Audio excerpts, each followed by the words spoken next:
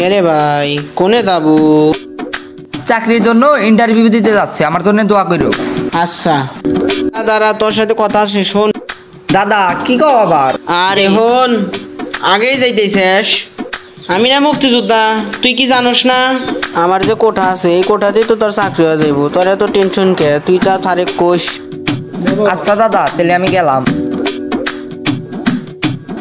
Sir আমি কি আসতে পারি? আসুন ভিতরে। স্যার আমি বসতে পারি এখানে? হ্যাঁ বসুন।